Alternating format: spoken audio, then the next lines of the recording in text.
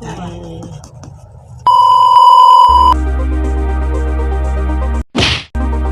งินห้องทีพ่อย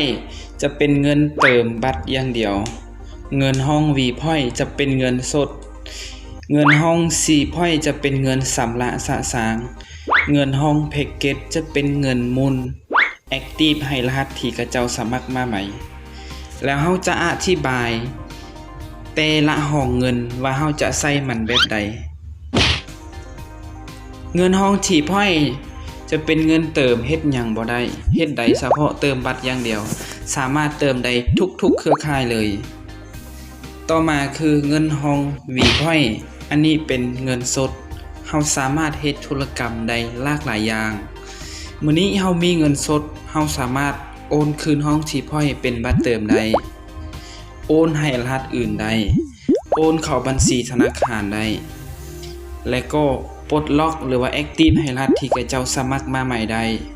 และอัปเดตสถานะเรียกว่าอัปเกรดตำแหน่ง MSG ได้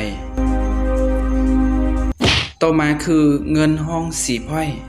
เงินห้องสีพ่อยจะเป็นเงินสำระสะสางเฮาสามารถเฮ็ดอย่างใดได้คือเงินห้องนี้เฮาจะสามารถเอาไปสำระค่าสินค้าตามห้านค้าทั่วไปที่เขาเจ้าเข้าร่วมกับบริษัทเวนเจอร์คือเฮาจะสแกนผ่าน QR code แล้วเงินจะตัดอยู่ในห้องสีพ่อยเฮาก็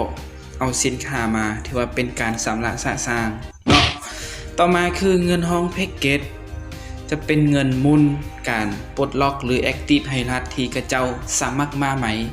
ตัวอย่างมื้อนี้เฮาได้ส่งลิงก์ของเฮาให้นาย A ไปเราสมัครปึ๊บเราจะใช้งานบ่ได้เทื่อถ้าเฮาบ่แอคทีฟหรือปลดล็อกให้เราในขณะที่เฮาแอคทีฟและปลดล็อกให้เราเฮาได้ไปตามเปอร์เซ็นต์ที่เฮาได้ซื้อไว้ในห้องแพ็กเกจมันจะมีอยู่ที่4แพ็กเกจเนาะแพ็กเกจ50,000 กีบแพ็กเกจ 100,000 กีบแพ็กเกจ 250,000 แพ็กเกจ 500,000 และก็เปอร์เซ็นต์ก็จะได้แตกต่างกัน 50,000 กีบเฮาได้ 10% ID 1ต่อ 1,000 กีบแพ็กเกจ 100,000 กีบเฮาได้ 20% คือ ID 1ต่อ 2,000 กีบแพ็กเกจ 250,000 กีบเฮาได้ 30% ID 1ต่อ 3,000 กีบและแพ็กเกจท็อปเนาะแพ็กเกจสูงสุดคือแพ็กเกจ 500,000 กีบเฮาได้ 5,000 กีบต่อ ID กรณีเฮาปลดล็อกหรือแอคทีฟให้รหัสที่เขาเจ้าสมัครมาใหม่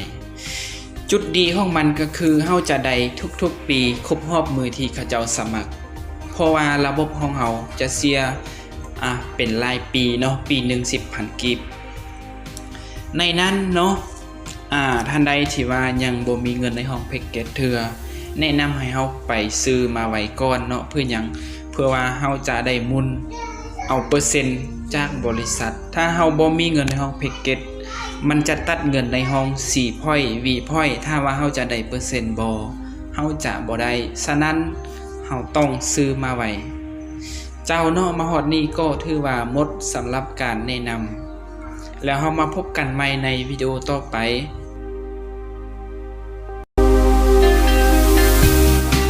เบิ่งจบแล้วอย่าลืมกดติดตามและกดแจ้งเตือนเพื่อจะบ่ได้พลาดคลิปใหม่ๆที่เราได้อัปลงไป